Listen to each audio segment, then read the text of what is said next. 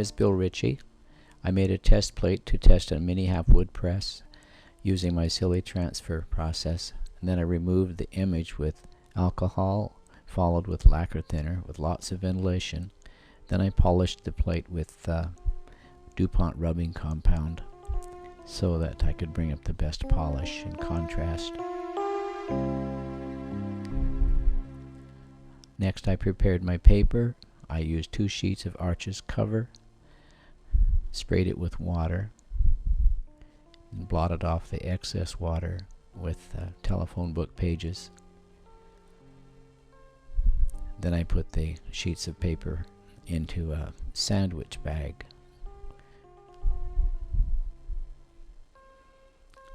I put them in sandwich bag under a glass slab for about 2 hours. This is Mini Halfwood Press number 64.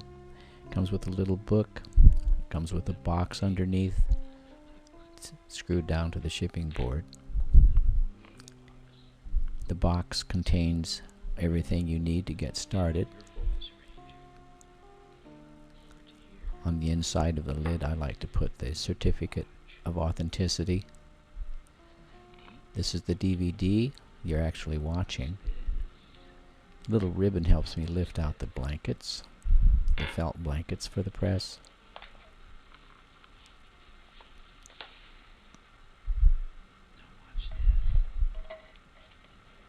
You get a little Allen wrench to make sure the wheel stays tight, to check the tightness of the wheel with Allen wrenches. There's a test plate, sample test plate of copper, some artist stamps with the etching press on it, a user's manual,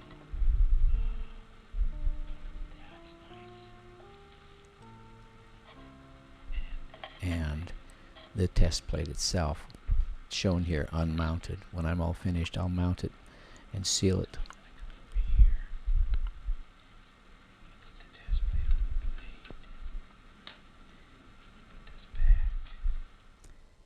I'm using an oil-based etching ink made by Charbonnel.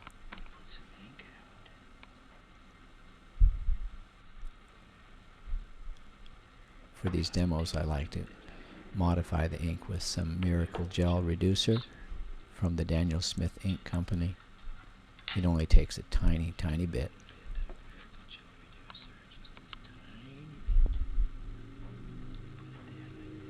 Use an ink spatula to mix it up really well.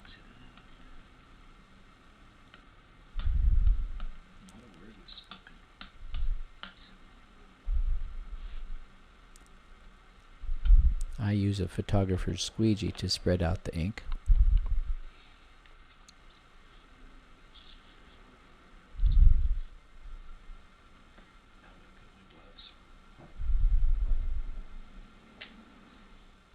I have a sticky pad. It's made of that plastic non-skid material you can buy in kitchen supplies, drugstores.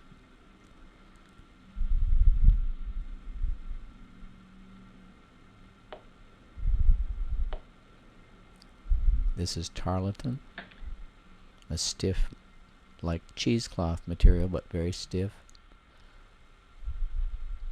It rubs away the excess ink, but it leaves more ink in the lines and textures where it belongs. I follow this up with paper wipe using a telephone book page.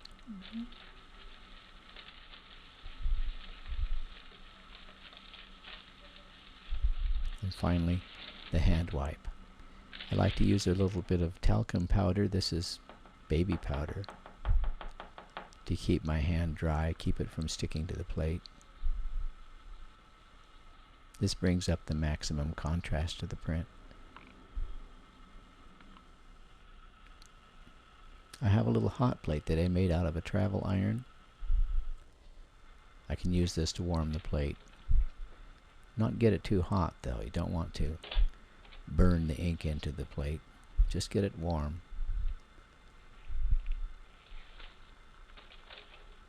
I need to clean the edges little bit of cotton rag.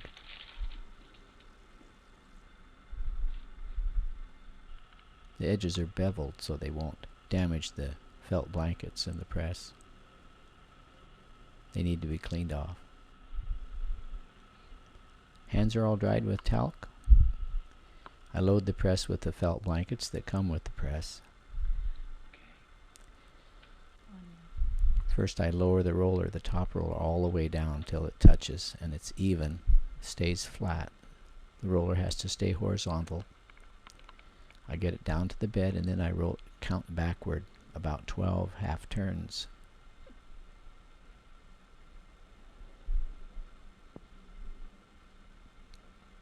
Then I slip the blankets, the felt blankets, under the press and I tighten it back down till it's just nice and firm. It's about 4 half turns down. I have these roller rulers on the ends that you can check, make sure that both sides are the same.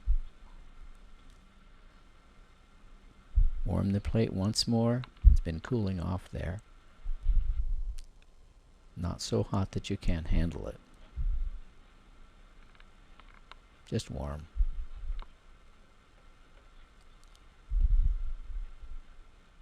I just center it on the press bed.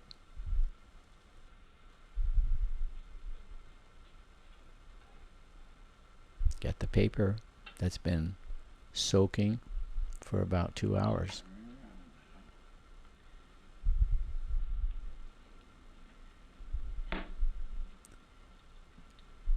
It's still a little wet, a little too dripping, shiny wet, so I'll blot it off with some newsprint.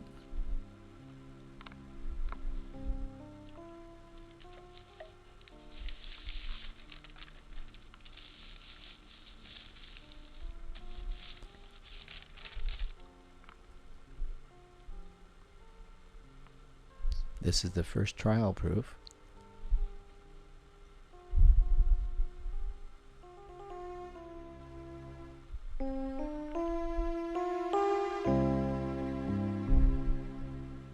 I make 2 of these test prints for each halfwood press, or each halfwood press that I make, and I send the print and the plate to the owner. I clean the bed. There'll be some ink from the back got on the bed, and I'll clean that with a little odorless mineral spirits. Now I've wiped the plate. I re-inked the plate, went through the whole process once again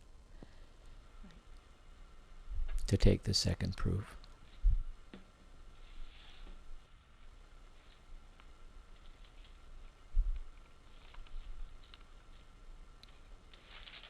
I warmed the plate too.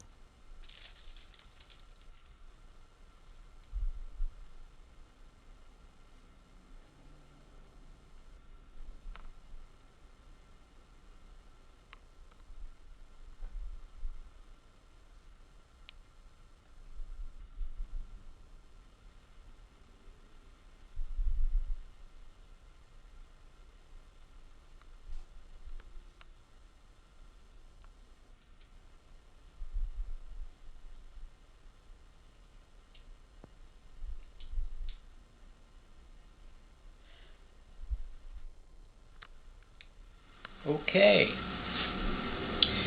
Well, it works. The test is successful, number 64. So it's on its way to its owner. I'm Ritchie, and thank you for watching.